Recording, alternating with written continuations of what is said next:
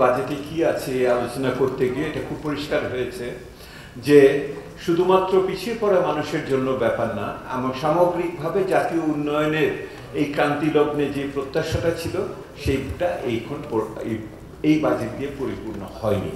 এবং যেই জুলাই অগস্টের আন্দোলন অভ্যুত্থানের ভিতর দিয়ে আমরা যে চেতনা নিয়ে এসেছি সেই চেতনার সাথে সম্পূরক বা সাযুজ্যপূর্ণ বাজেট এটা হয়নি। এটা সাধারণভাবে আপনারা সকলে বলেছেন এবং সেই প্রত্যাশা এবং সেই সাথে সাথে হতাশার কথাগুলো এসছে। আমি তিনটি জিনিস আপনাদের কথা থেকে সামনে নিয়ে যেতে চাই। এক নম্বর হলো এইখানে যেটা বিষয়টা আছে সেখানে 4 জায়গাতেই সমস্যা হয়েছে। একটা হলো প্রক্রিয়াতে সমস্যা হয়েছে, আলাপ আলোচনা ইত্যাদি বিষয় রয়ে গেছে। দ্বিতীয়ত হলো এখানে আপনার কাঠামোতে সমস্যা হয়েছে, এখানে আয় ব্যয় থেকে আরম্ভ করে অভ্যন্তরীণ এবং বিদেশ ইত্যাদি মিলিয়ে আপনার ক্ষুদ্র মাঝারি বিভিন্ন ধরনের আপনার এখানে যে কাঠামো আছে সেখানে বরাদ্দ বাস্তবায়ন তার কাঠামো ইত্যাদিও নিয়ে অনেক সমস্যা হয়েছে। তো প্রথমটা হলো আমার প্রক্রিয়া আলাপ আলোচনার যে ঘাটতি। দ্বিতীয়ত সেটা হলো যে পদক্ষেপ গুলো এখানে যেই কাঠামোটা দেওয়া হয়েছে বাজেটে সেটাও পুরনো। তৃতীয়ত যে পদক্ষেপগুলো করা হয়েছে সেগুলি সবসময় জনগণের পক্ষে গেছে, এটা আপনারা এখানে বলছেন না, বিশেষ করে পিছিয়ে পড়া মানুষের পক্ষে সেই পদক্ষেপগুলো গেছে বলে আমাদের মনে হয়নি। এবং চতুর্থত যে ইস্যুটা আসবে সেটা হলো যে এইটার বাস্তবায়ন করার ক্ষেত্রে যে জবাবদিহিতা স্বচ্ছতা ইত্যাদি বিষয় সেটার ক্ষেত্রেও সম্পৃক্ততা আমরা খুবই কম দেখতে পাচ্ছি। এইটার দিক থেকে বললে পরে সেই গতানুগতিকতার ব্যাপার এখানে রয়েছে, চেতনার একদিকে এবং প্রক্রিয়া আরেক দিকে, সেই বৈপরীত্যের ভিতরেই কিন্তু এই বাজেটটি তৈরি হয়েছে। তিনটি বড় বিষয় এটার ভিতরে এসছে। এক নম্বর হলো ভুল ভ্রান্তি। কেউ কেউ প্রশ্ন করবেন ভুল আর ভ্রান্তি কি একই জিনিস? একই জিনিস না। ভুল হলো সেইটা যেটা আপনি মানে সেই অর্থে আপনার জানা ছিল কিন্তু আপনি তো আর পরেও করেননি। এই বাজেটের সমালোচনা আমরা গত 2 দশক ধরে করেছি। এটা পরোক্ষ করের উপর নির্ভরশীলতা, বাস্তবায়নের ক্ষেত্রে সমস্যা, দুর্নীতি এবং অন্যান্য বিষয়াদি, এগুলি জেনেও আমি একই কাজ করছি, এটা হলো ভুল। আর ভ্রান্তি হলো যে সেটা হলো যে আমার ধারণাগত এখানে সমস্যা রয়ে গেছে, এটাকে আমি বোঝার ক্ষেত্রে আমার ঘাটতি রয়ে গেছে, এই ভ্রান্তিগুলো ওখানে আছে। অর্থাৎ বাজেটে যে টাকা দিলেই এটা ব্যবহার হয় না, যার জন্য ব্যবহার করি সে তার কাছে পৌঁছায় না, পৌঁছালেও সেই সুবিধাটা সে পেল কিনা, তার মূল্যায়ন করতে পারি কিনা ইত্যাদি বিষয়।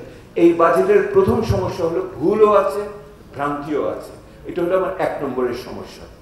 2 নম্বরের সমস্যা আপনারা সকলে বলেছেন, এই বাজেট সেই অর্থে আমার সংস্কার বিমুখ বাজেট।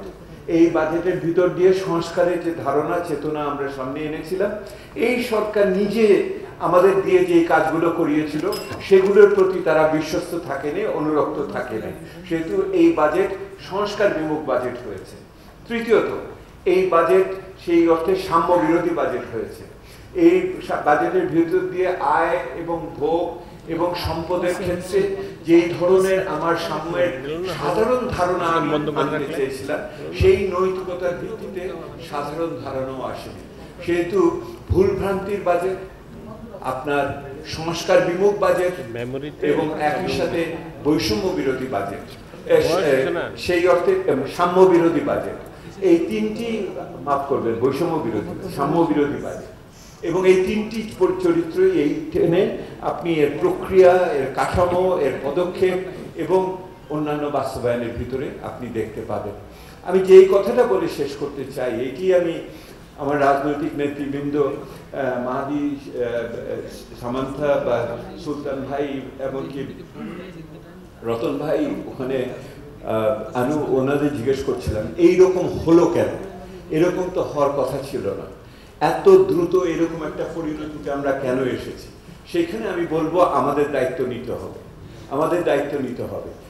আমরা বলবো যে ওখানে আমলারা এটা করেছে, যারা ওখানে ছিলেন পেশাজীবীরা তারা এগুলির ব্যাপারে সহজ ছিল না। আমি বারবার প্রশ্ন করব আমরা কি করেছি, মানে আমাদের ইংরেজিতে যেটা বলে whether it is a supply side failure না এটা ডিমান্ড সাইড ফেলিয়ার। আমি ডিমান্ড সাইড ফেলিয়ার দেখি, আমি আমাদের দিক থেকে যেই ধরনের চেতনা নিয়ে অগ্রসর হয়ে আজকে বাজেট হয়ে যাওয়ার পরে এই হায় হুতাশের চেয়ে আমাদের এর চেয়ে অনেক বেশি আগের থেকে সচেতন হয়ে এটাকে নিশ্চিত করার জন্য পদক্ষেপ নেওয়া উচিত ছিল। সেই দিক থেকে আমরা ব্যর্থ হয়েছি। আমরা নাগরিক সমাজ, আমরা কিন্তু আরো অনেক বেশি সংগঠিতভাবে সুনির্দিষ্টভাবে চাপ সৃষ্টি করতে পারতাম, ভালোবেসে আন্দোলন করতে পারতাম। মানে যেটা ইংরেজিতে বলে টাফ লাভ। শিশুকে যেরকম ভাবে মা জোর করে স্কুলে পাঠায় এবং সেইটার জন্য চাপ সৃষ্টি করে আমরা সেটা করতে পারতাম, আমরা সেটা করি নাই। এখান থেকে শিক্ষা নেওয়ার ব্যাপার যেটা আছে, আগামী দিনে যেন এই ভুল আমরা না করি। আজ হোক কাল হোক নির্বাচন আসবে এবং সেই নির্বাচনের পথরেখাতে আমরা যেন এই চাপটা আমাদের আগামী দিনের নেতৃবৃন্দর প্রতি অব্যাহত রাখি।